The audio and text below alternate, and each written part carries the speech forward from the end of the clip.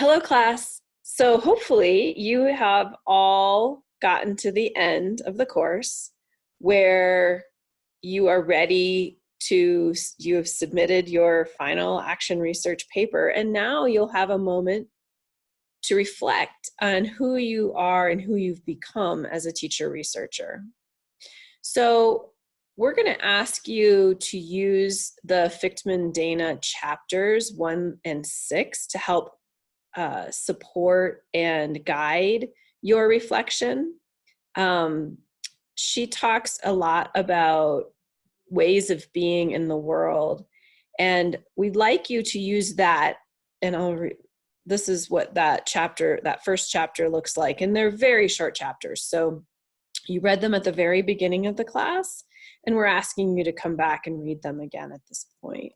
So go ahead and read those chapters to remind yourself about how inquiry stance is defined, the understood components of action research, and specifically the 5 E's that she presents.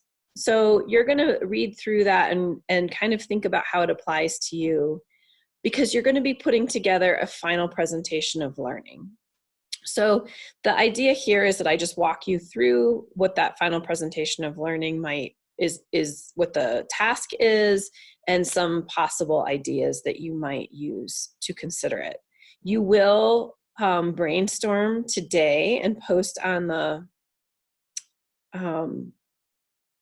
class discussion forum and incorporate that feedback into your final presentation in week 16. So let's talk a little bit about the project itself. First of all, the content of the project is an overview of what you've learned about yourself as a teacher and an action researcher through the action research cycle. So again, Fichtman-Dana offers us that view of the action research cycle, so you can be reminded of that, but we have also discussed it throughout the class. So think about that and make sure that you address that in some capacity in your presentation. And then you must consider, how do you define your own inquiry stance? What does that mean to you, and how do you personally define it as an educator? And then you're going to go on to think about, in what ways do you see inquiry into your own practice addressing the 5 E's? I want to caution you here, because sometimes students have a tendency to really view this through their students and how their students behave and inquire. And while that is important, what we're looking for here is about you as an educator. How do you see inquiry in your own practice? So within that, how do you see inquiry supporting you in engaging your learners? How do you see inquiry enabling other professionals to learn from you? How do you see inquiry expanding on your knowledge base for teaching? How do you express your individual identity as a teacher through inquiry? And finally, how does inquiry allow you to embrace all of the rich complexity inherent in the action of teaching and learning? So those are the 5 E's. And your presentation is meant to consider all of those components and specifically and concretely address all of them. So you might be thinking, well, how are we going to do these, because we're online? You may choose the format, and we'll go over different examples from previous years momentarily, but it needs to be able to be viewed virtually or displayed virtually. You can choose any format that suits your style or addresses the needs of the assignment. And I'll walk you through some of those examples. The presentation must be able to be viewed or experienced in 7 to 8 minutes. So if someone needs to spend 25 minutes with your presentation, it's too long. Also, if someone could breeze through your presentation in about 3 minutes, it's too short. So you're looking for that sweet spot right around 7 or 8 minutes. Whatever format you choose, you must have evidence of quality. So if you're choosing a written presentation, you want to make sure that you adhere to academic writing conventions. If you're doing a video presentation, you want to make sure that you are adhering to expectations around clear sound, visual components that can help move people through, etc.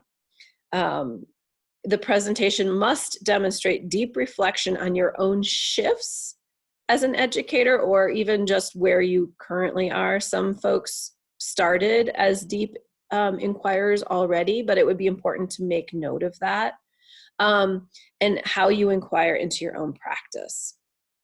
So for the brainstorm, you're going to do the brainstorm first, and that you're going to post by 7:30 on Thursday the 23rd, or whatever Thursday your instructor tells you that this is meeting. And then the peer review is meant to happen right after that. So we'd like you to review 2 peers that somebody else there haven't already been 2 people reviewed. So for example, if Monica already had 2 people review her piece, move on to someone else and review theirs that only has 1 person or no people have reviewed them yet. It is going to be part of your final participation professionalism grade. It should offer the presenter constructive food for thought to ensure that the author or presenter addressed all of the prompts and have selected a format that appears to fit the assignment. Of course, we're not going to see that finished product during the brainstorm. We're just going to see the brainstorm ideas. But you want to make sure that so when you brainstorm, you want to do this as well as reflect this when you're evaluating your peers' work. Have they provided an outline about what they've learned about themselves as a teacher and as an action researcher through the action research cycle? Does their presentation method seem to fit the assignment? Have they outlined their inquiry stance? Have they outlined how the 5 E's are evident in their thinking and practice? And again, the 5 E's should not be solely on the student, but rather as the educator and their own reflection on becoming an action researcher who incorporates inquiry into their practice. For the final component of this, of course, is to create.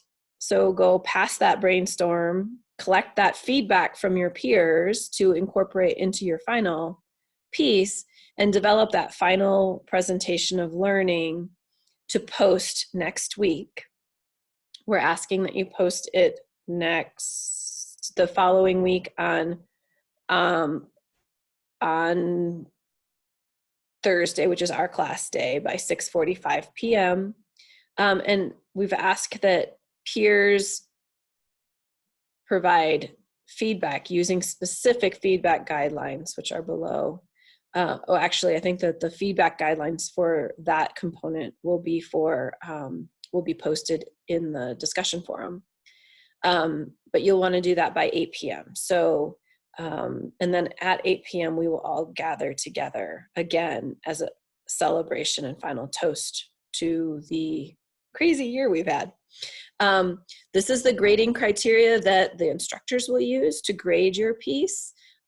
We will consider some of the feedback provided in the final piece, but we want to make sure that the product that you create clearly reflects a solid understanding of the inquiry cycle, that you've critically addressed the prompts with clear responses. So those prompts are about your inquiry stance, how you've shifted or changed as a teacher researcher, and then those 5 E's. Shows a depth of insight. The product is authentically connected to the educator's practice and course content, and meaningfully discusses the teacher researcher identity stance. So you need to go past just kind of the simple response that I inquire into my practice because it's important for my students, or something along those lines. It needs to be a deep reflection, please. The chosen method of presentation was exceptionally effective for the assignment. The product firmly adheres to both the content and format guidelines. So those are the components. And now let me quickly walk you through the samples of different presentation from past classes. So as you think about your presentation that you're going to do, before you even get to the brainstorm, before you even get to posting a brainstorm, think about what ideas you have to creatively present your learning, what might be appropriate for a culminating presentation of learning and why. So you might think about that as we walk through these. What of the different formats seem promising to you? And then for each possibility that you consider, think about, will the format align with your presentation style and the content that you would want to share? So this is one example. It's called the mock book cover, and I don't have a student example. No one has picked this one up yet, but you could make it all about you as a teacher researcher, and then put in, the cover. This front flap could be your inquiry stance, and then the back flap could be the 5 E's. You could have, fake praise praise from your students, or about how their teacher is an inquirer, and some visuals. So a creative idea of how you might address that. Sketch notes is another method that students have used. This is just an example of professional sketch notes, so that you can kind of see how there's a balanced use, really, of a visual and text. Or actually, this one's a little bit more on the visual, but when students have used it in class, there tends to be a better balance. If you're interested in this and haven't done it before, it's an excellent way to work with students, particularly English learners, but all students benefit from this. And there's some resources included here, and this is the presentation format samples document that's in your content this week. So you can check that out if this is something that's interesting to you. The next piece is a student example of that sketch notes. And you can see that she combined sketch notes with a poster and some interactive pieces. She had a tab that you could pull out, and a note card came out. So this is what her poster looked like. And you can see, I'm going to blow it up just a little bit.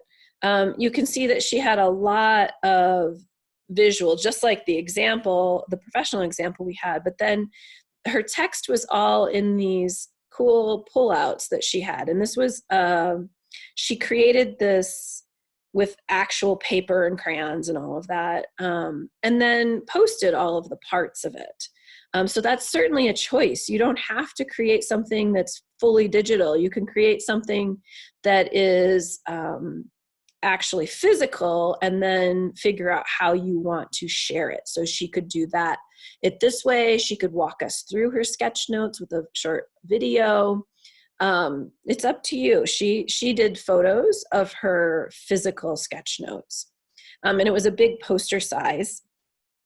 And then you can see that each of the different components, the different 5 E's and her inquiry stance, all had these cards that would pull out to provide the depth of an insight on that reflection.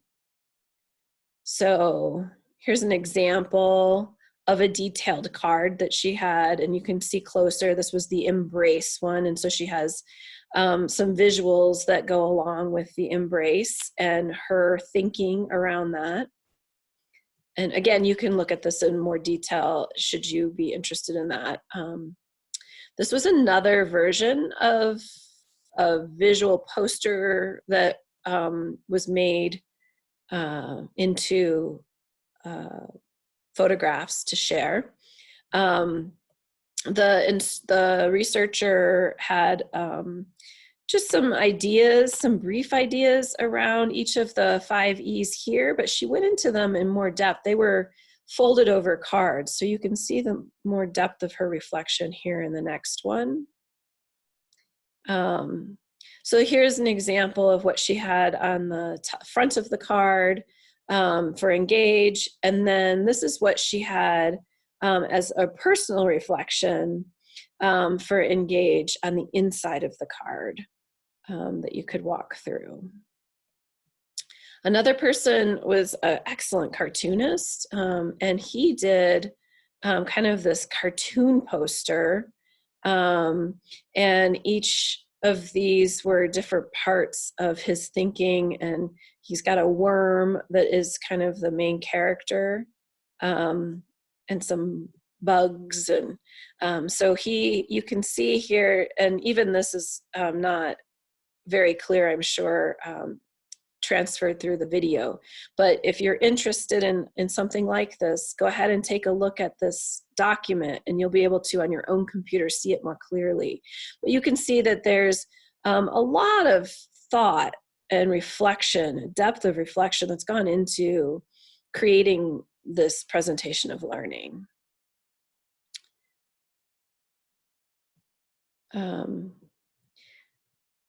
Another idea was an infographic. It's intended to create information, offer information that's viewed pretty quickly, and that combines visual and text. This is just an example of a professional infographic, and then below is a student sample of an infographic from the course. So she talks about her inquiry stance here, and then she talks about kind of not only a reflection on where she has been with regard to the 3 E's, but also commitments to where she's going in the future. So that's a choice. And she explored several of the different infographic platforms and found Canva to be the most user-friendly for this kind of work.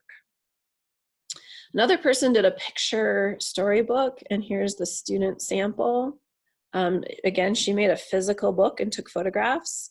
She had parts that opened throughout the book, but then there was a story. There was a storyline that was it was related but independent from those open and closed reflections. And then she included a review on her book. Another person did memes to kind of hit that visual piece, and then expressed each of their visual piece, each of their 5 E's and the inquiry stance in more expanded writing. So she, underneath each of the images of the memes, she had, like this might have been engage. I can't tell from this, but it might have been engage or embrace, or one of the 5 E's. So those are the different ways that students in the past have come to meet. There's also in the course, I have in here one example that's a video. So feel free to check that out if you're thinking about possibly doing a video presentation. But I hope that helps guide you on thinking about and brainstorming for this week what your final presentation is, with enough depth and understanding of the assignment that you can get quality feedback from your peers in the discussion forum this week. Thank you very much.